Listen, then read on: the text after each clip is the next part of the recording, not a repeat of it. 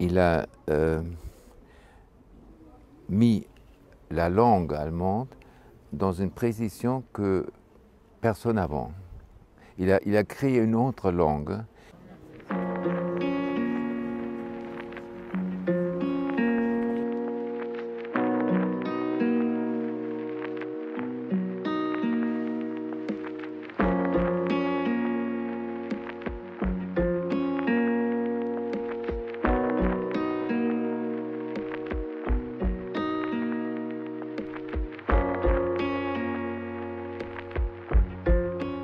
Anselm Kiefer, c'est un artiste qui dit lui-même qu'il est allemand et français en même temps. Évidemment, il a une nationalité allemande. Mais pourquoi cette exposition? Pour Paul Celan, d'abord, c'est le 15e anniversaire du premier Monumenta. Kiefer a fait créer le premier Monumenta au Grand Palais. Puis c'était le centenaire de Celan qu'on n'a malheureusement pas pu célébrer en 2020. Et il y a aussi évidemment la présidence de la France de l'Union européenne.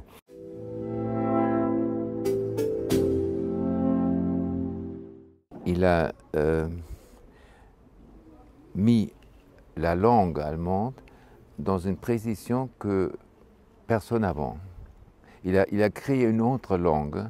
Il est allé jusqu'à une pointe où la langue devient muette. Il crée des points aveugles. Alors c'est encore plus avancé que chez Mallarmé. Chez Mallarmé, c'est aussi une poésie qui n'a plus de métaphores.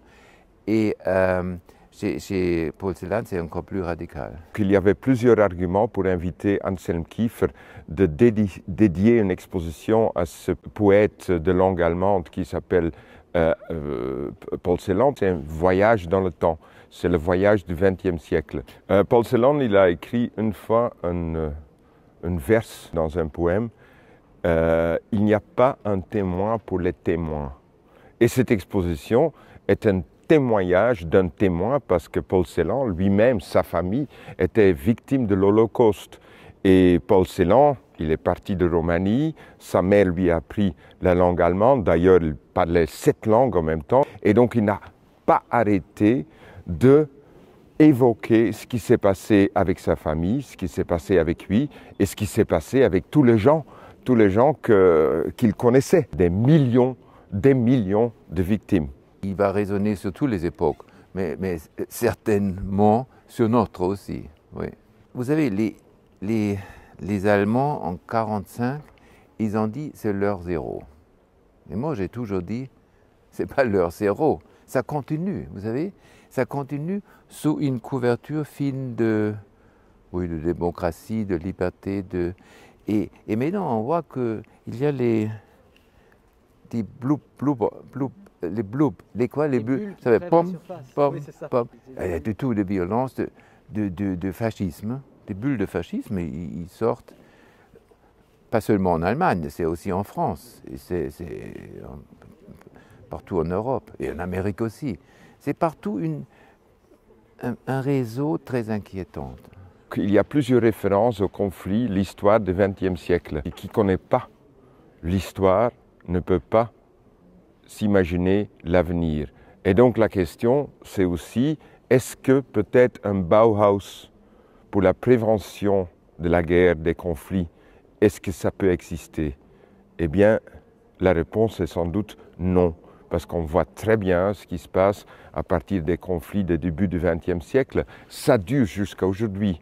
Et sous les épis, dans les fougères, il y a encore toujours des choses, des gens qui sont cachés, qui peut-être vont se lever tout de suite. Donc c'est aussi une exposition qui est très engagée, qui est aussi un avertissement.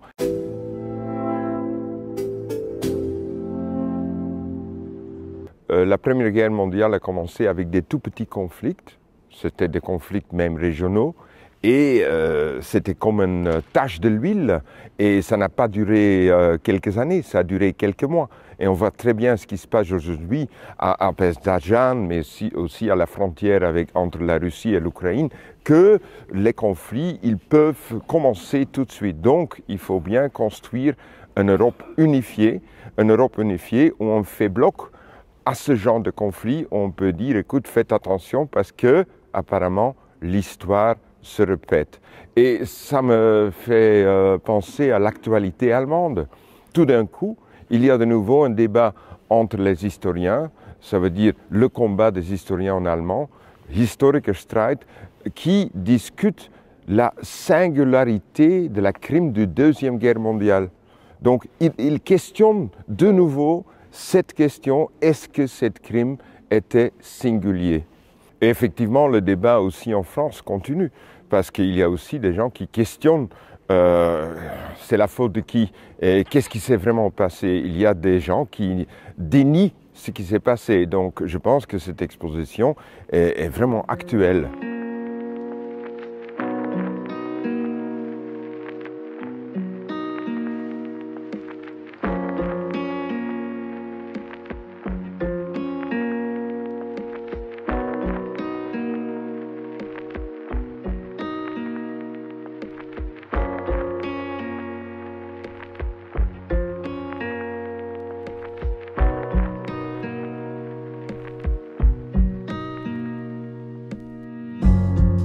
Vous voyez ici, quand je vois cette exposition, je dois peut-être penser aussi à un mot qui est formidable en français, l'envers du décor, parce que c'est exactement ça, mais même aussi à un mot technique qui s'appelle accélérateur du recul.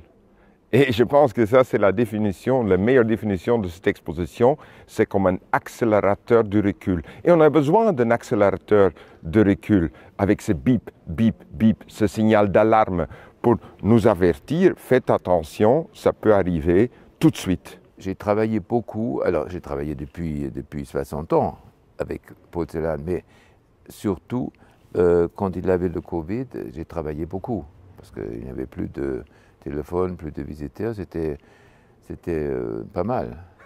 Et comme ça, j'avais produit pas mal de choses et quand j'ai demandé de faire quelque chose dans le Grand Palais éphémère, j'ai dit oui.